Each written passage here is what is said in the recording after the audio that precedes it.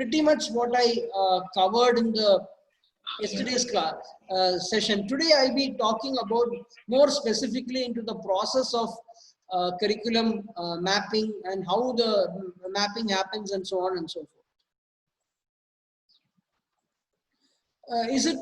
Is my slide visible? Can you please, one of you please say whether the slide is visible? Yes, sir, visible. It is visible. Because I can't see the chat here. Yes, yes. Okay. So, yeah, today I will be, talking about the process of how do you do the mapping and what is the process. Again, I am only using the NBA examples. I am only using the slides that are prescribed by NBA, but I am actually also adding a lot of my own inputs while I am speaking. It may not be much in the slides, but I am actually adding when I speak to you.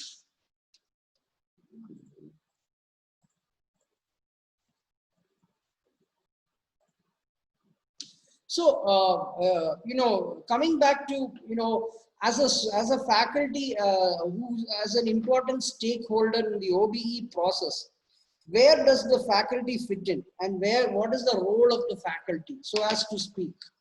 Now, yesterday itself, when I started itself, I was talking to you that, in God we trust, but for everything else we need data, and that data needs to be supported by evidence. This is the first, that set the tone for the entire session. So I want to reiterate that, in the sense that the faculty have to keep a lot of documentation for all aspects of the course throughout the delivery, right from inception to evaluation. There is a whole lot of documentation that have to be maintained by the faculty so as to be, be able to implement the OBE. Which will include obviously the course documentation, the program documentation, the syllabus book with the curriculum and syllabus book with the individual course outcomes for every course, with the program educational objectives, with the program outcomes, the POs, with the PSOs, the program specific outcomes, and the CO. And not only that, all instruments of course delivery, whether it is slides or course material or online resources, web resources, presentations, video lectures. So that's the general trend. Generally the teacher has to be a facilitator of the content. So much of content is now available, and the idea is to keep all these content in a very nice indexed fashion so that anybody and everybody can use. So all aspects of the course delivery, whether it is starting from the course material, the resources, the evaluation, the exams, question papers, the exercises, the quizzes, the periodical tests, the end semester evaluation, all these have to be appropriately documented, including assignments and stuff. I'm not saying you should keep everything, but you should have a representative sample of all these documents.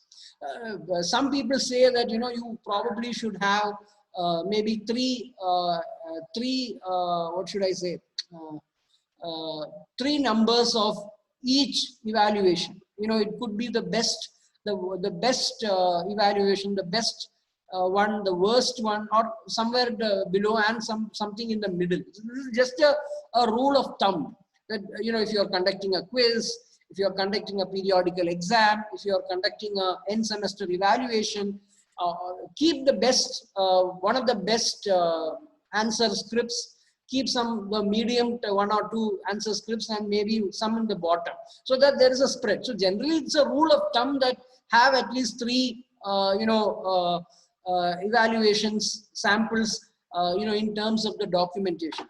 At the same time, all question papers, quizzes, you need to have all the keys. The answer keys are very important. So basically the role of the faculty is primarily not only delivering the course, but keeping all the appropriate documentation for scrutiny and for feedback.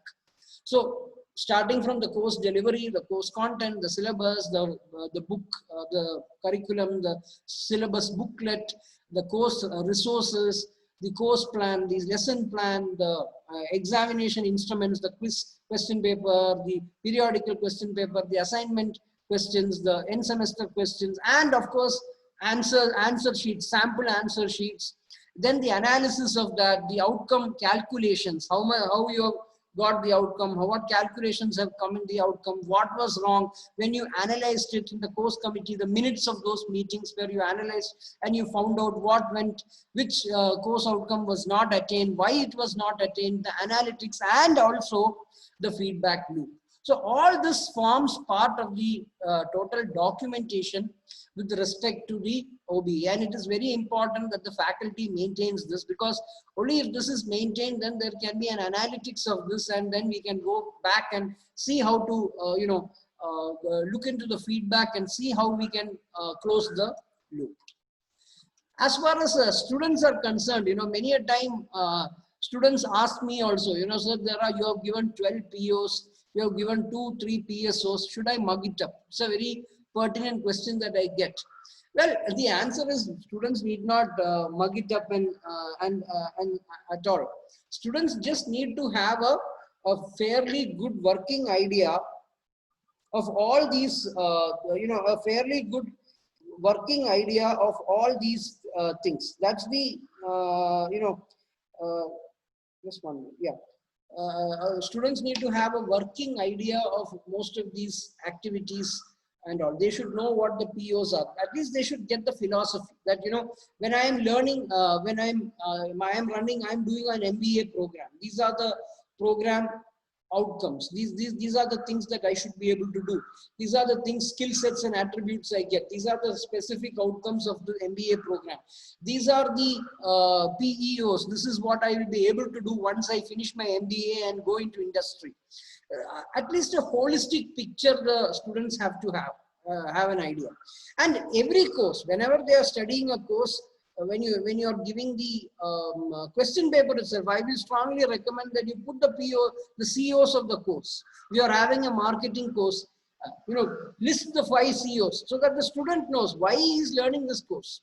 When he is learning this course, it is towards attainment of these 5 or 4 or 6 course outcomes. There are 5, 6 or 4 course outcomes. So when you are doing a Marcom or a marketing communication course, these are the 4 or 5 outcomes that a student is able to do. And it's always good that every question is mapped to those CEOs. So the student knows, okay, this is what I'm supposed to do. When I do this course, I will get all these competencies. I will be able to do all these things and so on and so forth. So these are the things that students have to be understanding. They should have a fairly good idea of what this process is. They need not mug up the 5 or 6 POs. They should have a fairly good idea of what it means. And for every course, the CEOs, they should have an idea, so that, okay, if somebody goes for a placement and a question is asked, okay, you learned a marketing communication course, you learned an advertising course, what did you learn? That student should be able to say, okay, I focused on this, I focused on CO1, 2, 3, 4. These are the major objectives or outcomes of the course. So like that, the students have to have a fairly good understanding. They need not mug it up. They should have an idea, and the process is transparent. And one very important thing about the student is that the student has to definitely give feedback. The feedback is very, very important. It's not that, the feedback has to be taken in a very positive environment for the sake of improvement, because the student has to understand that when the department, when the program, when the college gets reputation, automatically the student also gets reputation. The better your department, the better your college, the better your university, the currency of the graduates or the students only goes up. You get better jobs, better collaborations, better higher education opportunities. So that has to be stressed to the students. Hey, we are not doing this to make some files. We are doing this to improve our standing, which will make you the most important beneficiary. When you get a accreditation, when you get a ranking, when you get a recognition, you are the students who are going to benefit, because your opportunities for employment, your opportunities for higher education, your opportunities for anything and everything will only improve. You know it. After 5 years down the line, when somebody asks you, oh, I studied in Stanford, that adds that value, So it's a relationship, whether you like it or not. it's a relationship that is there for life. You are between a student and a college, and or a university, and it is important that the student, the college improves, the student also improves, the alumni improves, the student college. It is a kind of a what should I say? It is a relationship made in heaven, and it is very important that both. It's a very symbiotic relationship that has to be stressed to the students. So they should do feedback in a very positive manner. They should give constructive inputs.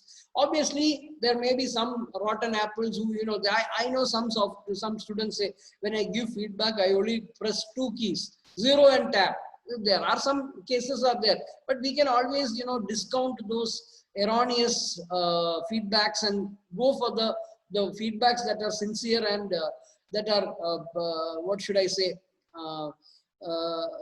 legitimate kind of feedback. So that is the role of the student. Now, I told you about the PO, the PSO. I told you about the PEO. All that boils down to finally, for every course, you need to have course outcomes or COs. The COs are basically statements of observable student actions which serve as evidences of the knowledge, skills, and attributes or attitudes of a course. Now, let me also be very clear with you that if your course has got 3 units, those 3 units, first unit is CO1, second unit is CO2, third unit is CO3. This is what I have seen time and again. Please note that this is very, very wrong. This is not at all right. Right? As such, number of units in a course has nothing to do with the course outcome. It is some correlation is there, but course outcomes are, these are the actions of the students that once they complete this course, in terms of a knowledge, in terms of a skill, in terms of attributes, these are the things that a student can demonstrate. That is the meaning. And if a course has 3 or 4 or 5 or 6 course outcomes, each of these course outcomes are mapped to the program outcomes. I told you yesterday, I showed you 12 POs which were defined by NBA. I feel that they are very, very comprehensive. Then I showed you 5 POs that were done by an MBA college. There's nothing wrong in it, but you can decide which are the 5 or 6 or 7 or 10. You can decide which are the POs that you want to take up, and that's entirely your decision. And for every course, you have say 4, 5 or 6, 3, 4, 5, 6 course outcomes, and then these course outcomes have to be mapped to the POs. Now, these are just examples that are given by NBA. I will give you a minute to read this. This is a course outcome, very poorly written course outcome for a physics course, which is from the NBA manual only. And if you just, I will ask you, please take a minute and read through this.